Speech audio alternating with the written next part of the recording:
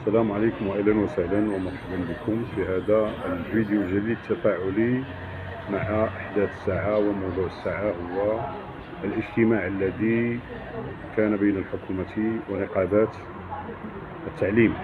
السؤال الكبير الذي يطرح نفسه هو: هل تمخض الجبل فولد فأرا؟ ثم السؤال الثاني هو سؤال المصداقيه،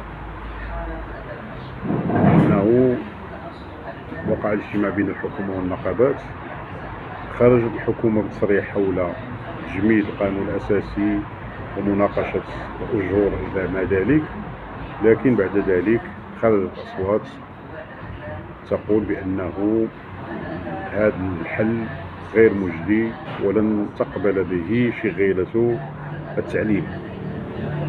ثم سؤال القانون الأساسي الذي لا يمكن قانونيا تجميده بهذه الطريقة، أو أنه كما قال رئيس الحكومة تجميده من أجل مناقشته في جلسات الحوار المقبلة ووجود تعديلات التي ترضي شغيل التعليم.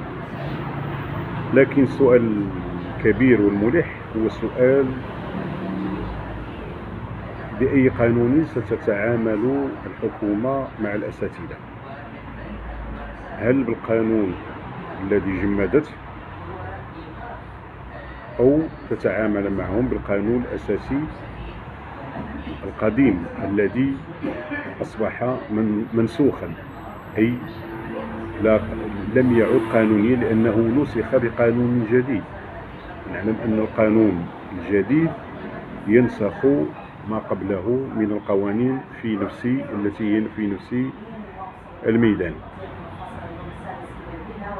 إذا القانون الجديد طرح الجريدة الرسمية والحكومة تريد تجميده، وبماذا ستتعامل؟ هل بالقانون، يعني أي إجراء؟ القانون الأساسي القديم تم نسخه. إذا هنا مسألة القانونية، وعليه نحن أمام معضلة قانونية يجب إيجاد حل لها، هي مسألة دستورية، وأن أي قانون أو أي تعامل مع الأساتذة يجب أن يتم وفق قانون أساسي معين، قديم أو الجديد. القديم نسخ، الجديد جمد، إذا بأي قانون سوف يتعاملون؟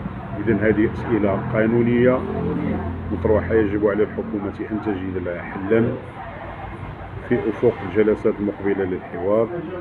ثم هل سيعود التلاميذ إلى فصولهم ويعود الأساتذة إلى عملهم؟ سؤال كبير ربما سنجد جوابه بعد العطلة البينية المقبلة. نتمنى الخير، ونتمنى أن ينتهي شد الحبل بطريقة إيجابية للأساتذة ثم للتلاميذ الذين يوجدون أمام حالة من الهدر المدرسي الذي أرغموا عليه. نتمنى الخير، نتمنى أن تكون الأمور مجدية في الأيام المقبلة. والسلام عليكم ورحمة الله تعالى وبركاته.